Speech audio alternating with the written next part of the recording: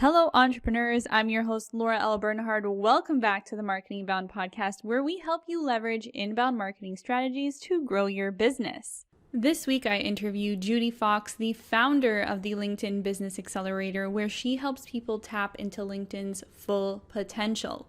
You need to follow her on LinkedIn. Her name is spelled with an I, so Judi Fox with an I. She literally tells you everything she knows. It's absolutely amazing. And if you have any interest in generating leads on LinkedIn, you're going to love this episode. In what you're about to hear, Judi provides proven LinkedIn tactics that have helped her gain millions of views, hundreds of shares, and successfully build a thriving business. She reveals how to be a rock star on LinkedIn without posting on your own profile. She also reveals how to develop processes on the platform and stick to them. And most importantly, she reveals how to implement a sustainable LinkedIn strategy that you can keep up with. It's crazy because she actually reveals so much more than that. So make sure to listen until the very end of the episode. And if you enjoy it, be sure to subscribe to the Marketing Bound podcast and share this episode.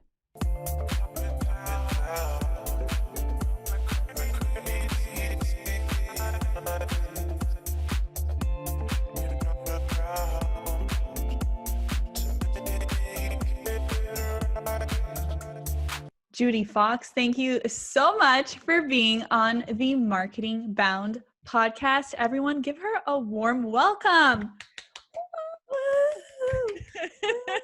I don't know how people are going to hear that. Yeah, the crowds go wild. The crowd, that's what I was trying to. So we actually have to thank Richard Moore. Yeah, that you and I are talking. Yeah, and he actually said, he's like, the only way that I'm going to put you guys in touch is if you ask her this one question. Ooh, what did he say? So I have to ask you, like, what is up with Jamaican air horns? I almost was going to download that app on my phone and then I forgot. Like, womp, womp, womp.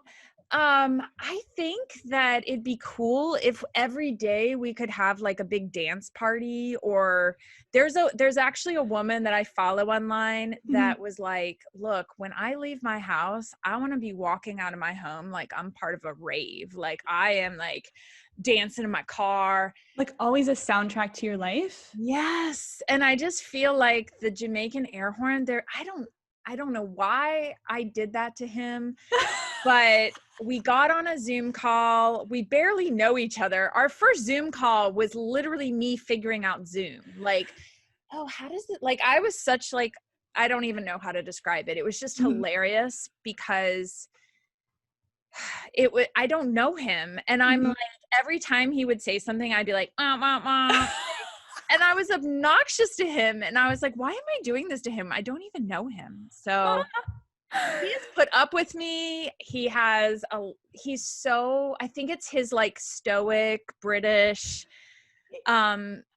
and I'm just here to swoop in and just amplify the opposite of that. I don't understand it. But he now has something called LinkedIn Client Accelerator. By the way, I created LinkedIn Business Accelerator before he created LinkedIn Client Accelerator. And B becomes before C. So all of that together, I love you, Richard, but I'm ahead of you in the alphabet. So there. So mic drop, air horn, and I need to download it. Oh yeah, I'm getting it right now. Oh my gosh. But I did a couple giveaways early on the platform. Did you play it? Yeah.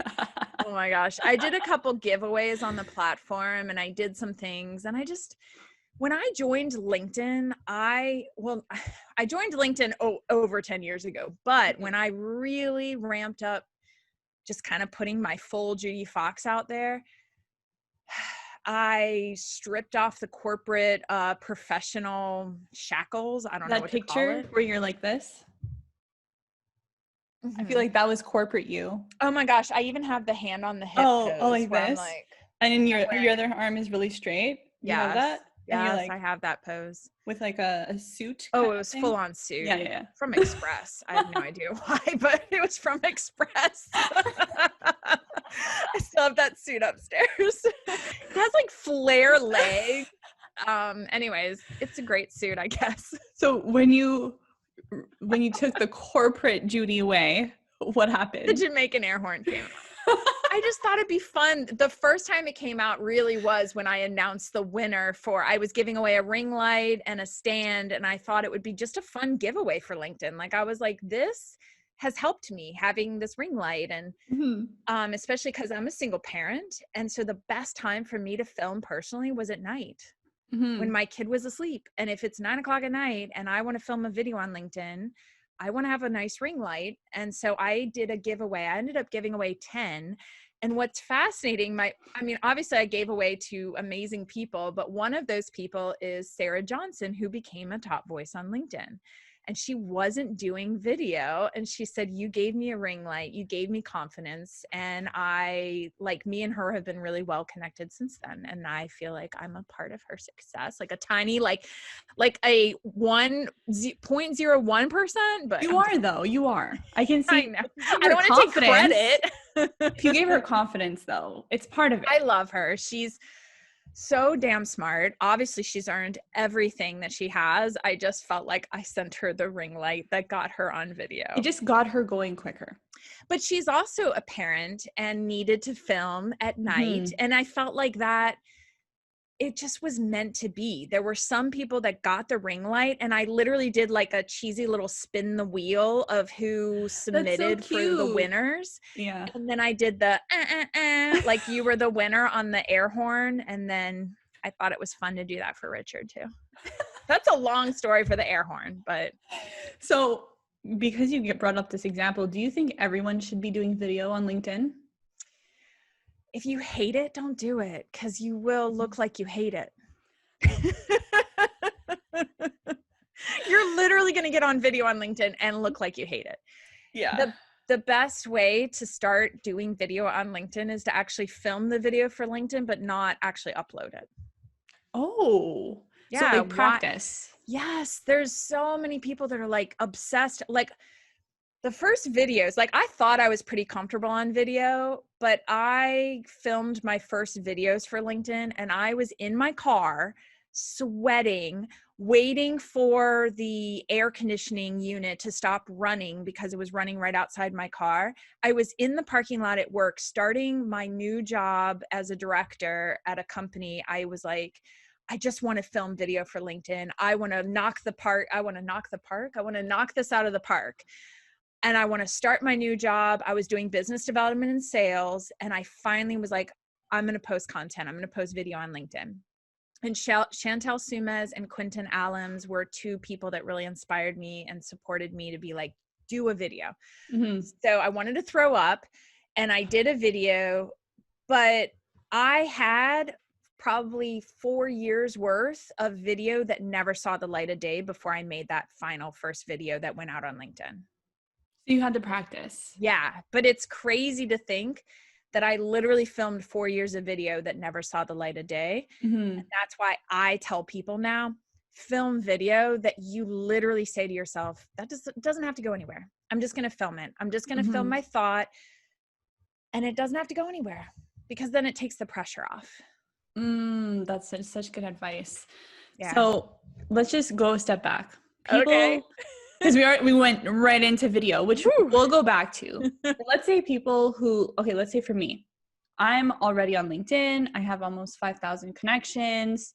I'm not really I'm active maybe like once a week. I comment here and there, but nothing consistent. Okay. And I feel like a lot of people are similar to me, where we could just kind of end up scrolling through the feed, maybe not engaging and not really adding value on a daily basis. So for this kind of persona, what is your advice to say you need to do maybe these three things to start generating leads? So I will first start by I am 1000% and against being consistent content creator. Oh, I do not hear people say this, but I am anti-consistent content creator. And I will tell you why. Because please. LinkedIn is a different journey than Instagram, than Facebook, than YouTube, than TikTok, I could just keep naming. Yeah. LinkedIn, we are here for your entire career journey. So we don't need you to be a content creating robot that always posts every Tuesday. People are not paying that much attention unless you're some major influencer at I don't know what level, but you've got 1 million followers.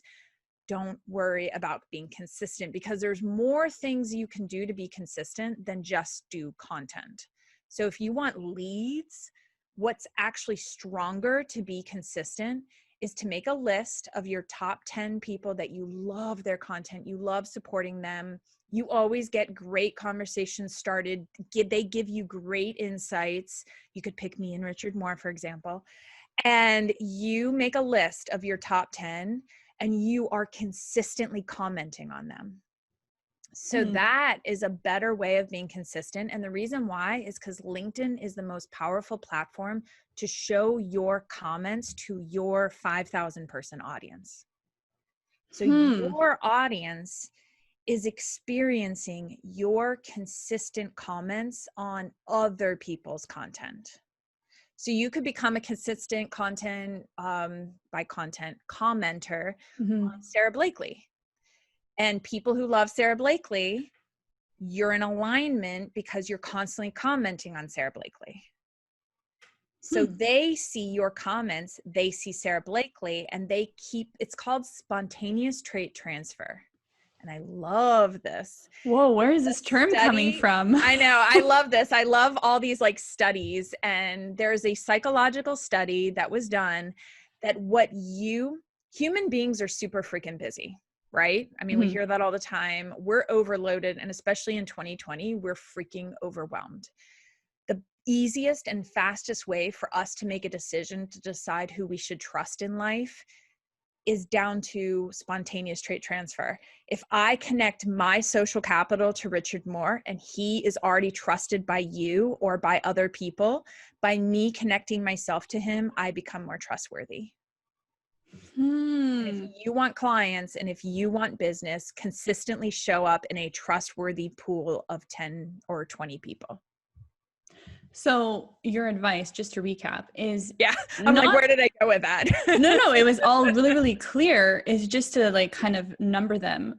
Is that if you're going to post, you don't actually have to post on your personal profile consistently. You have to be showing up in other people's comments consistently. Yes.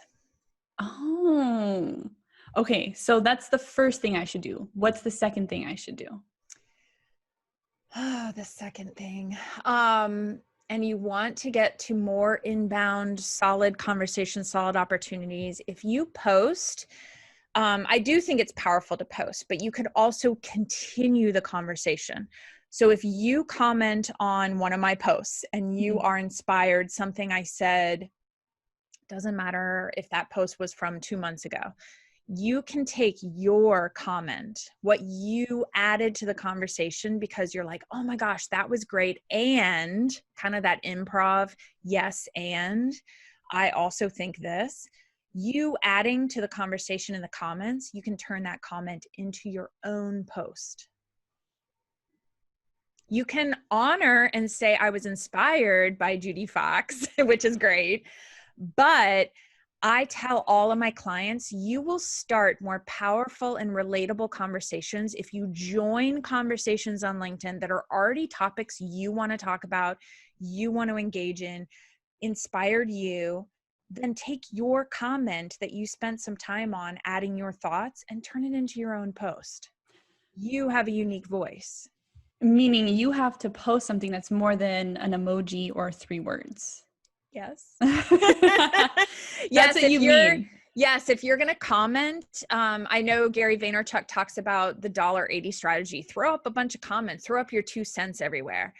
And he wants you to do your 2 cents all across LinkedIn, I think over 100 comments or something like that. It's aggressive. Yeah.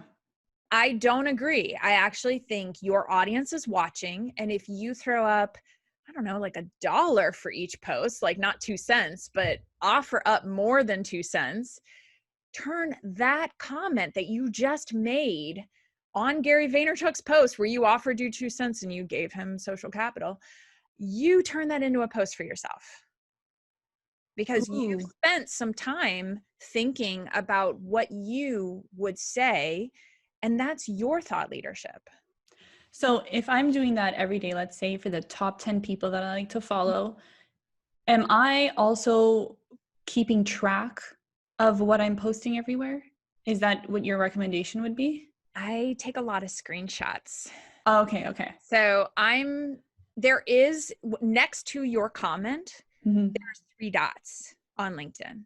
And you can click that and you can literally save the direct link to that comment. And I have an obnoxious spreadsheet that literally is a pattern of saving some of my favorite direct comments. So if I want to go back in time, I can grab my favorite direct comments. I am so shook right now. I am just going to open LinkedIn quickly. I've never done this as an interview.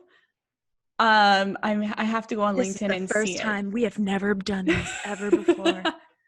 So I'm having so much fun, by the way. I am a speechless. Okay, so it has to be on one of my comments, right? Yes. You can save the direct link for anyone's comment. Okay, because I've clicked those 3 dots before, but I've done comment? It. Yeah, like to edit it or something like that. Mm-hmm. So I'm just gonna go in my recent activity, and I'm gonna do meta. This, yeah. Do you want me to share my screen or? Oh, do you want me to share mine? Oh, sure. Share your screen. Okay, so I'm gonna share my screen with all the listeners. Just find this on YouTube if you want to see it. I'm gonna share my screen. Okay, share. Okay, so this is my activity. This was my post. So I guess all activity to go see what I commented on. Okay, so I commented on Hala's post. So I can't see this, by the way. I don't know if it's just me or I'm just... You can't see it? No, I don't want to... Oh, there. It's starting to come up. Okay. Oh, okay. I see it now. Okay, yeah, so in all activity, I have... Oh, she's amazing. Yes, I know. That's why I commented. I know. So I posted on Hala's. She's like, well, what should we do for our 100th episode? I'm like, do a compilation of the best moments.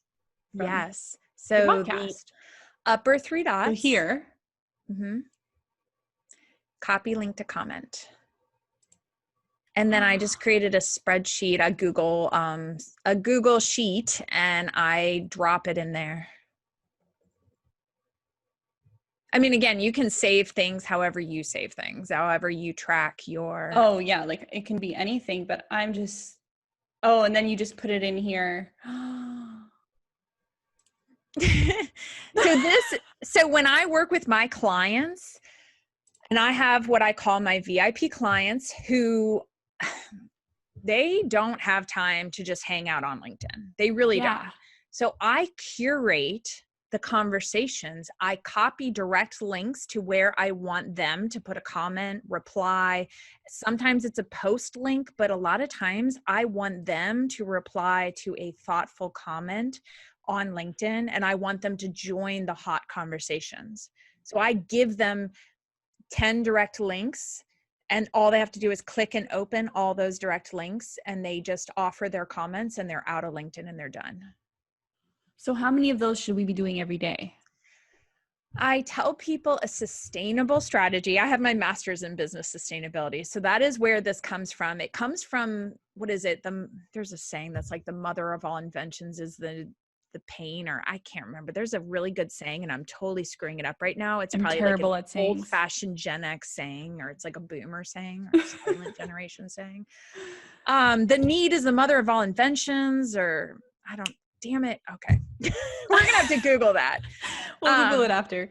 Okay. The point is, I, as a single parent running my own business and needing to make this work, I had to make something that I could do, not overwhelming on LinkedIn whatsoever. So yes, I have determined that if you can do anywhere from 5 to 10, what I call high quality comments per day, you will be a rock star on LinkedIn. Like you will be, and the reason why, and I'm going to just mic drop it here, public conversations on LinkedIn build trust for you to have better private conversations in the DMs.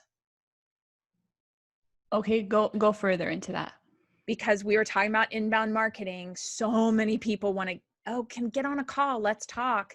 Hey, direct message me if you have any questions. Feel free to reach out to me if you want to learn more. All of those things put all the pressure on the person coming to you. So you're putting pressure by just saying, hey, I'm available to help you. All the pressure, like pretend you're my ideal client right now.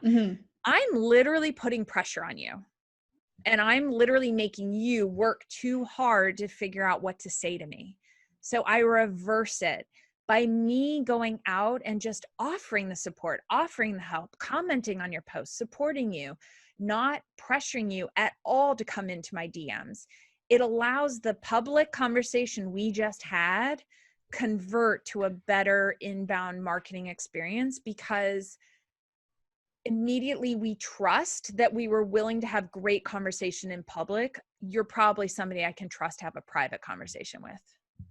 Ooh, so good. Does that make sense? Yes. So then when I'm talking about increasing touch points, and I love like Shailene Johnson. Do you follow her at all? I do.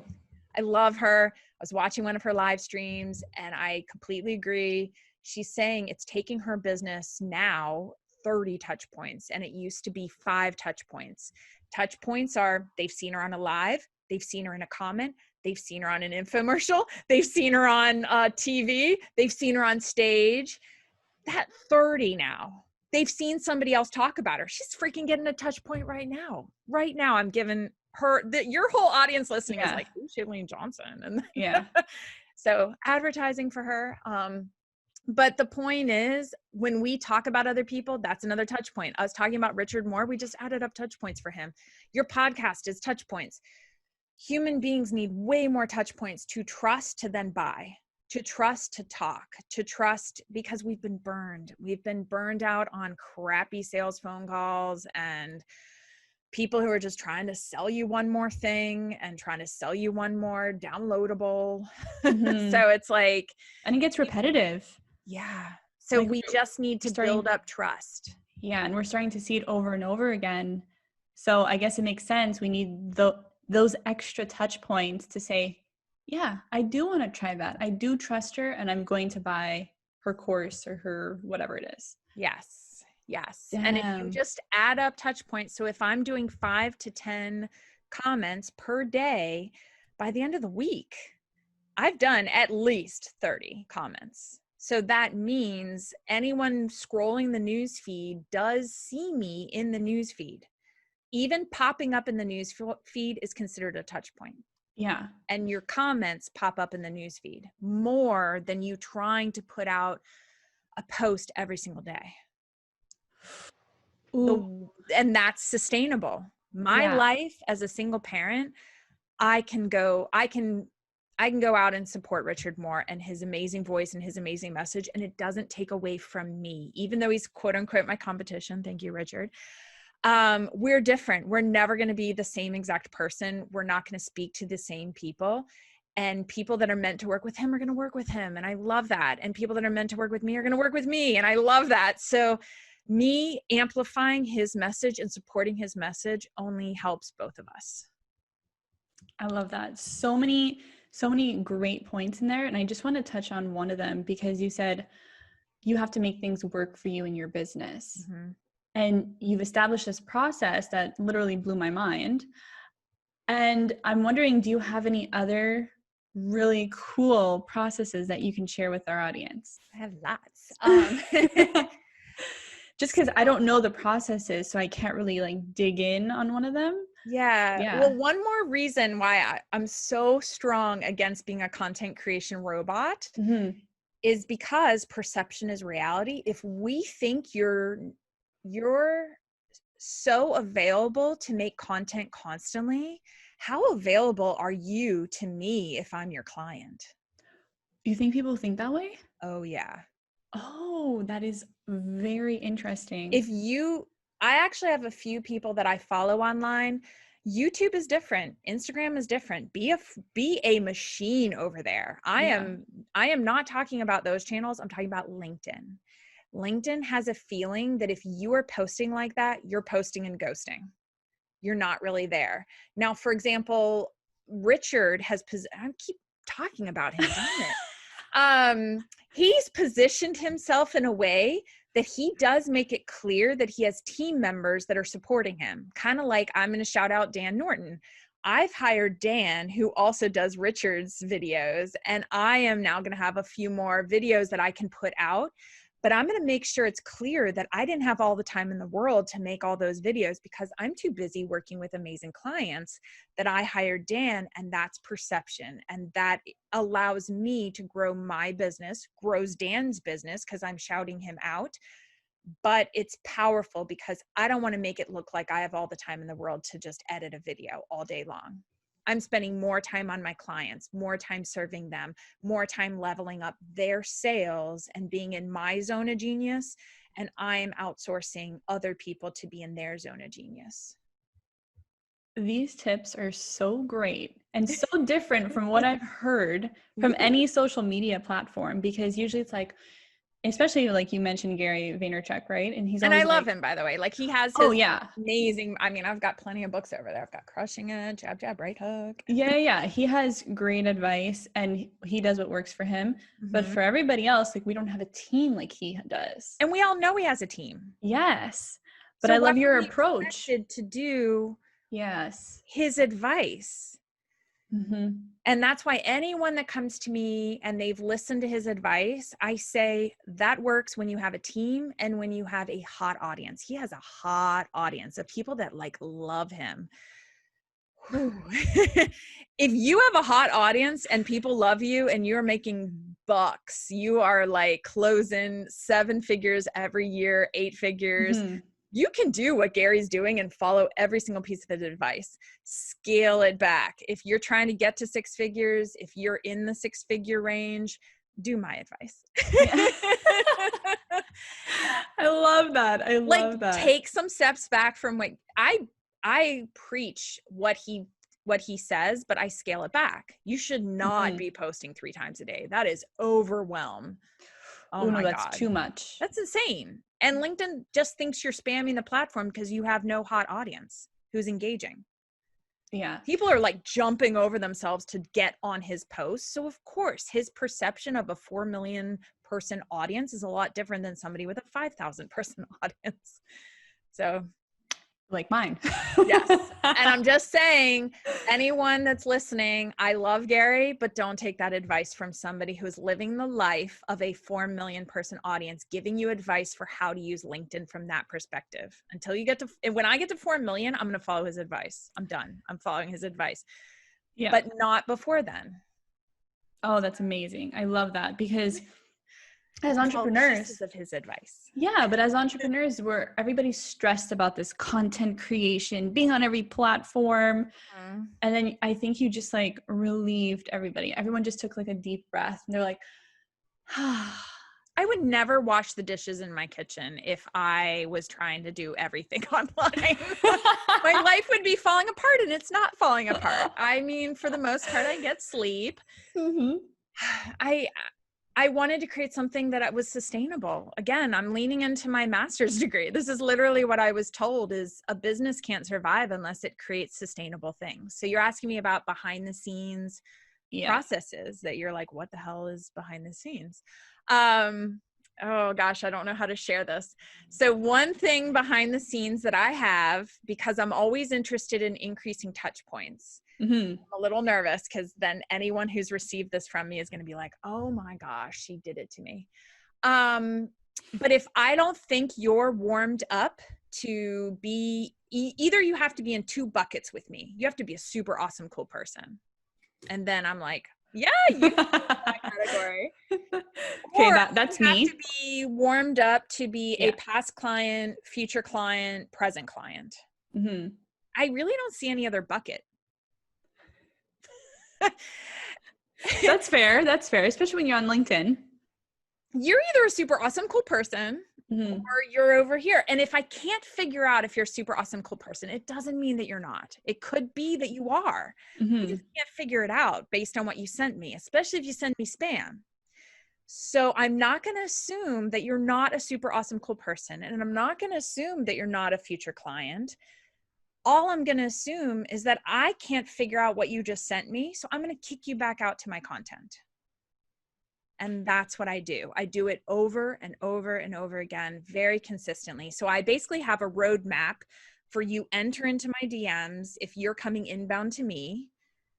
And then I have a roadmap to decide, you seem pretty warm, you seem pretty cool. You're either in this bucket over here. You're either going to go this way or you're going to go back out to my content. So what do you mean by going back out to your content? Do you send them another post? No, I send them kind of like a thanks for your message. Again, this is my vibe, my energy. Yeah. You can pick yours, but I say basically thanks for your message. I appreciate being connected. The best way for us to get to know each other more is go check out my hashtag #FoxRocks, click and follow. And then I say Judi Fox with a little fox emoji. I even have GIFs that I shout out to Chad, and I can never pronounce his last name, but he made me some GIFs of like me waving hello, and I can upload, like they're just in the GIF library on LinkedIn. So I can literally be like, hi, it's Fox Rocks. And that is a personal moment, but I still kick you back out to my content. So I'm just telling people how to best get to know each other. That's really, it's positive. It doesn't say no. It doesn't say yes. It just means I don't know what we're going to chat about here in the private direct messages. And until I trust that we can have a public conversation and you're a normal, super awesome, cool person, I have to kick you out of my DMs. So that way I can save my direct messages for super awesome, cool people and clients. So usually you talk to them outside in your comments first. Do you spend a lot of time talking to people in the comments? Yes. Because you also get a lot of comments. Yes, I do get a lot of comments, but that's a circular thing. Okay. I've kicked people back to my comments. So it's kind of interesting because some people will say to me, hey, I can't get a hold of you. And I'll be like, oh, it's easy. Just comment on my last post, tag me, and I'll reply. So I've created a process that's easier for me to know that you're a good conversation. I don't want to start a bunch of bad conversations that just say, hi, how are you? How's your Friday? I mean, I don't mean to be rude. That has a place. But unless I've known you for 10 or 20 years, I really don't feel like you care how I am if you just said it for the first time to me and I've never met you before. You asking me, how are you? And I've never met you means nothing to me. I don't mean to be rude. That sounds so rude. No, you're being intentional. Intentional with your time. You don't know me yet. And do you actually mean how are you, or you just want to sell me? Yeah, exactly. And I think you're being intentional with your time. Yes. And because you're strict with your processes, I'm sure you've seen it work. It does work. Exactly. So that's what I'm getting from this conversation, which is amazing. So thank you for sharing that with us. And I'm not at all trying to say that anyone who's ever gotten that message, many times they have commented on my posts and then I'm like, oh my gosh. And then I literally left a woman today a voice message because she sent me a few direct messages. I didn't quite know where she was going. And so today she said something in the public comments that was amazing. And I immediately replied right there. And then I sent her a personal voice message saying, oh my gosh, I freaking love what you said, blah, blah, blah, blah, blah, blah, blah. And then that was a private conversation. I'm willing to have private conversations when I know you're super awesome, cool. And it goes both ways, right? Because they're waiting to know if they can trust you and vice versa. Yes. So that's fair. I think that's fair. Yes. So you're not being rude. I think you're being intentional and fair. I love it. I want to go into the actual posts more.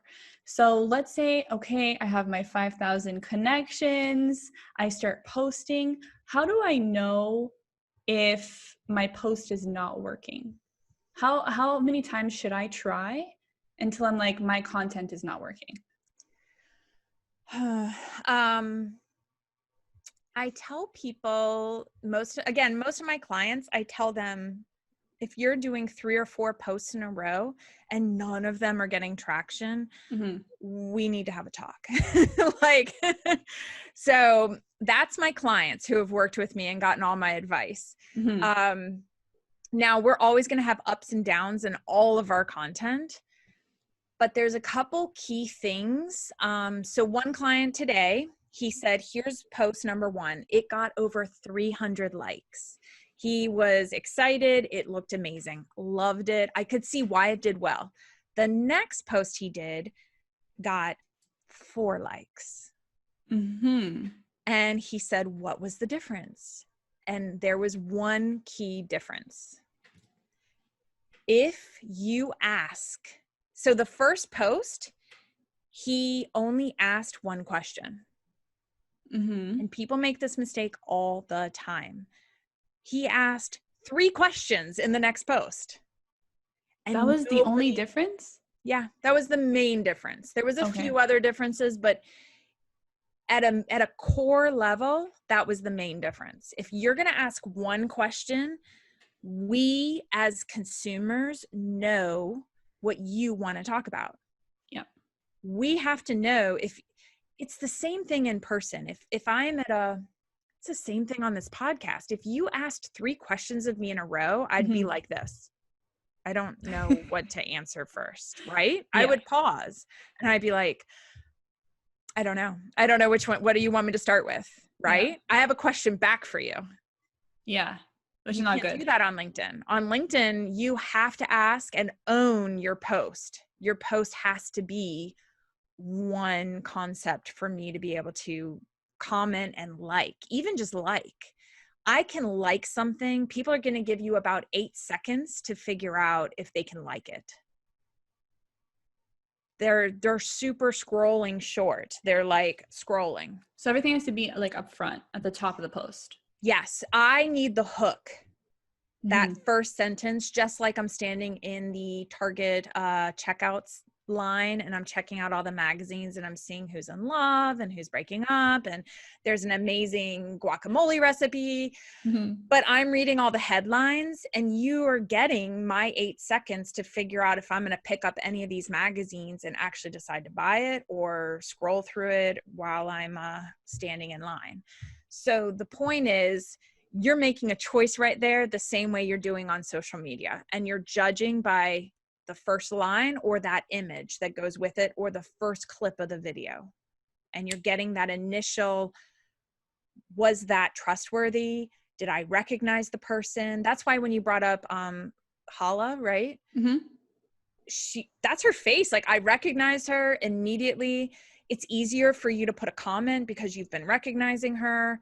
She's built up trust and you're willing to be like, oh yeah, I want to add my 2 cents or $1.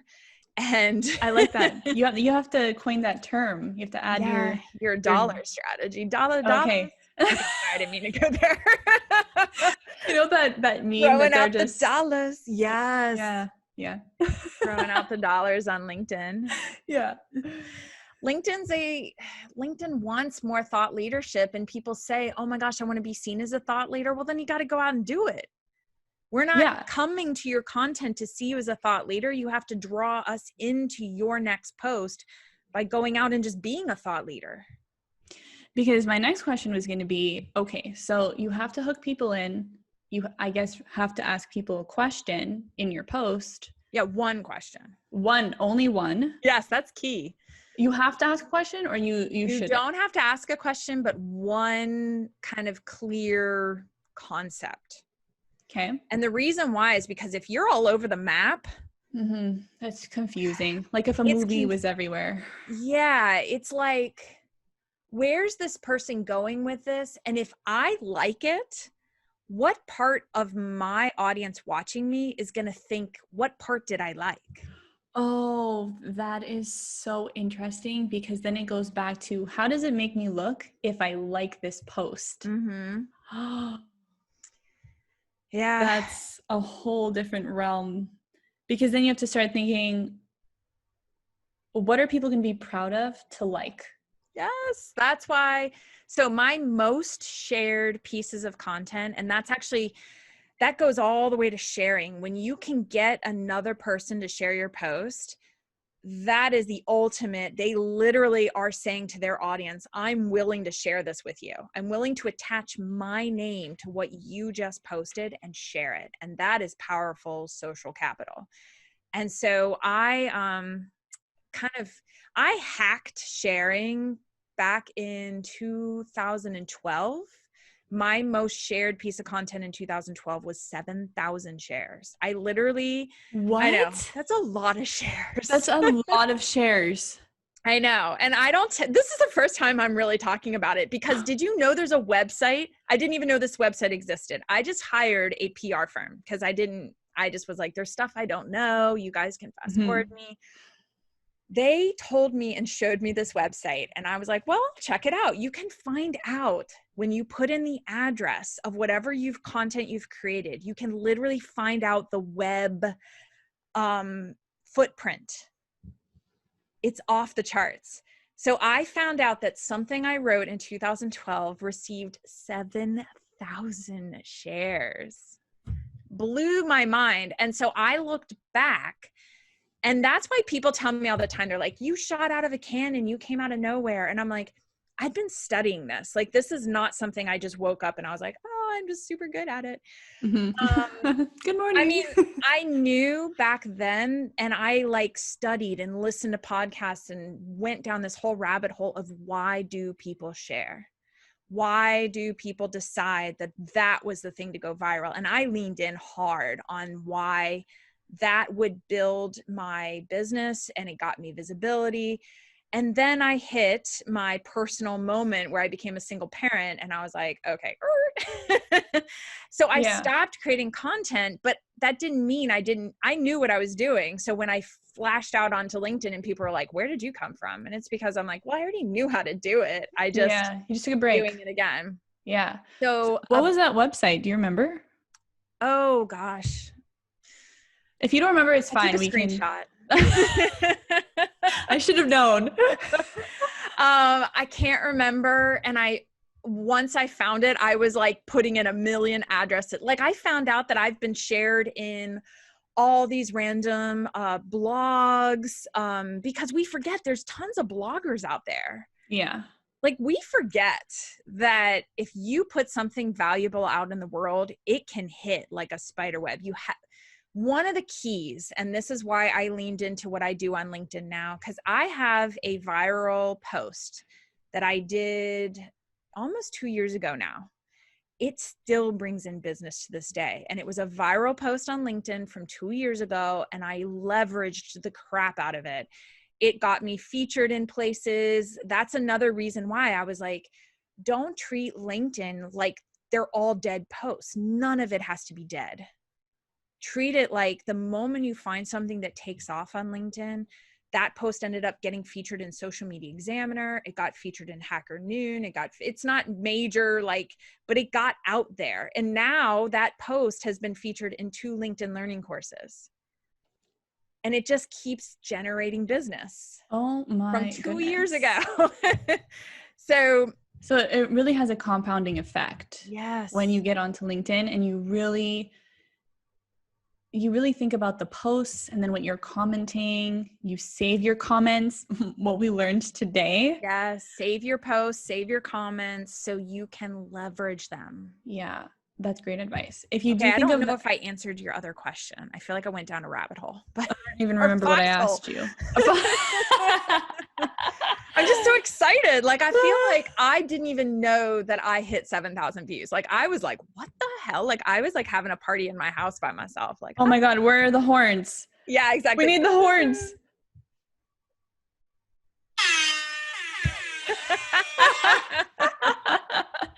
I'm sorry if that was loud to the listeners. I feel like I was trying to tell your audience something about, oh my goodness, creating content. I don't know what we said. I was going to say, if you do remember that website, I'll put it in the show notes for later on. Yeah, that is a good website. Yeah. Because that seems like I didn't pretty even know that a valuable. website existed. So yeah. Neither did I. And I'm sure most people didn't know that either. But I like how whenever you're posting on LinkedIn, personally, I'm like, oh, it kind of sucks that I'm posting on LinkedIn and after a week or so, it kind of dies down and then it doesn't exist anymore. Mm-hmm. However, that is false. Yes. And I know I forgot what we were talking about before, Let's but rewind. what I want to ask you before we end this call, how do you measure, because you said that I know you reach like 3 million views and stuff like that. How important is it to measure your posts and everything that you're doing on LinkedIn? And how do you do it? So there are websites that can track it for you. I just again, I'm an engineer, so I created a spreadsheet. It's as simple as a spreadsheet. So after like a week, you just kind of put in the numbers? Yep.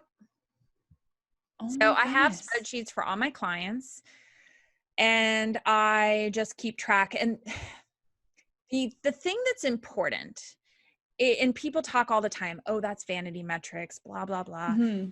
The thing that's important is not the fact that it's vanity metrics. The thing that's important is realizing what takes off.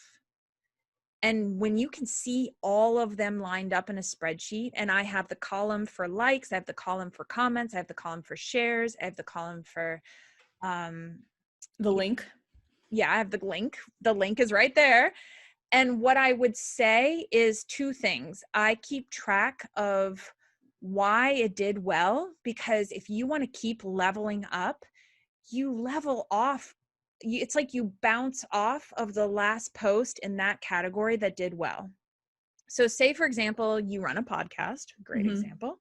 Great example. And you post and you look back over the last 10 podcast launches where you tried to announce and said, hey, we have this episode, it's live, come watch it, come listen. So why does one take off versus another one? Sometimes it's got more things to do with who was the guest or who, the visual you picked, the clip you picked. There's a lot of variables, but you can start to see patterns. And I am a pattern seer. I don't know how to explain it. And You're a wizard. I'm a pattern wizard.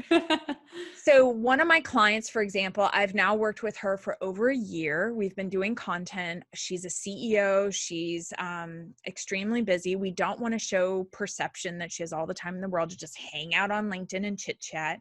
She's busy. She's on stage at major events and she's crushing it. The point is she just announced and again networked to a $9 million deal because of LinkedIn, because of networking to all the right people and being in the right circles and being thought of as a thought leader.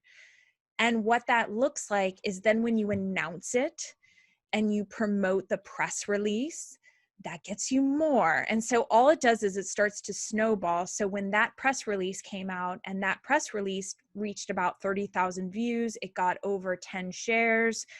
I'm going to now leverage off that last press release, look back. I actually always have the last thing that did well open on the left-hand side of my screen. And what I call model after success. I take the same pattern and I try to relate it to the next press release. Why did it do well? What did I do over here that made this so shareable, so attractive to get 30,000 views? I'm just going to repeat the pattern. Such good advice. Oh my God. I can't wait to write the blog and the show notes of this. What? It's just going to be like point. I never want this to end. I feel like how do I say this? I feel like there's certain people when I'm talking with you and I'm like, I'm so excited to share this, but I just feel like I'm not like on stage all the time. Like Gary, especially being 2020, we're not on stages all the time. Yeah. But I also feel like I don't have his whole team. So I'm relying on you to share this out. And so I'm trying to give you as much amazingness because I know that this helps you, helps the other people, but it does help me get more business. So yes, of course. Oh my goodness. And that is what Marketing Bound is all about. Entrepreneurs just helping each other. Yes. So this is fantastic. And one of my things, there's going to be plenty of people I want you to implement. I want you to share this episode. take a screenshot, let us know you're listening. But I definitely want to know that you never like that. I didn't mean to say what I just said, which is like, hire me, but of course. But the best thing that somebody told me was, don't worry ever. There's always this line of, how much do I give away? I just like shared a ton with you guys. Yeah. And the reason I feel comfortable doing that is because somebody expressed this so well to me that I can never delete it. Your brain is the 5-star restaurant that I will always pay for the experience. There will be people that want to pay for that experience. They want to be at the restaurant.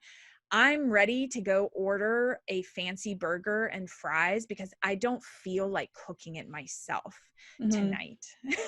That's a great and analogy. I cannot make that burger and fries the way this restaurant can. And now I'm getting really hungry. But that is the equivalent of your business. You should be operating your business. There's going to be plenty of people who make their burger and fries at home and they're fine. But there's going to be plenty. And you are more than welcome to take everything I share right now and implement it, cook at home, cook this up, post on LinkedIn, give me a few shout outs. And touch points, more touch points. Shout outs. Yeah. Follow my hashtag FoxRocks.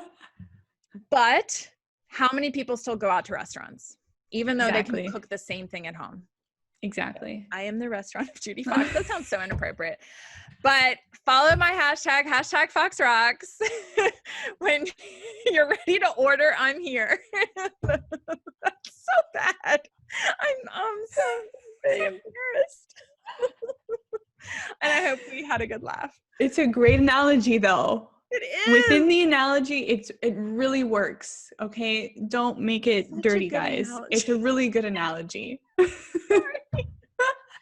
Such a good analogy. I didn't mean to get a Friday night. Before we end our lovely conversation, we have to definitely do this again, by the way. Is there anything that I did not ask you about that you want to share? Other than your restaurant analogy. Oh my gosh. I don't know what I need to share. That I've been holding the leash of my dog this entire time. For this entire interview, I have been holding the leash of my dog to make sure my dog doesn't bark for this entire interview. And that's how you stop him. Show us your dog. I don't know why he's down. Aww. I've literally been holding this in my hand the whole time. Wow, that's pretty impressive. I did not notice. In case he starts barking, I can give it a little course correction. Well, Judi, thank you so much for being here today. I love talking to you. I know people can find you on LinkedIn and at judifox.com. Hashtag FoxRocks on LinkedIn. Yes. Little search bar. Follow. I'm close to 500 followers on my hashtag. That's great. I think that's awesome. Like, I know some people, so I want to be jealous of my clients. I've grown some of my clients to 3,000 followers of their hashtag, which I think is crazy. 3,000 followers means that when you post, you are more likely to get 3,000 likes. Yeah. That's crazy. So people tell me, I'm like, how are you getting 300 likes and comments, 400 likes and comments, 500 likes and comments? Because I have 500 hot followers of my hashtag. So come be a hot follower. I love how you just added in an extra tip at the end there.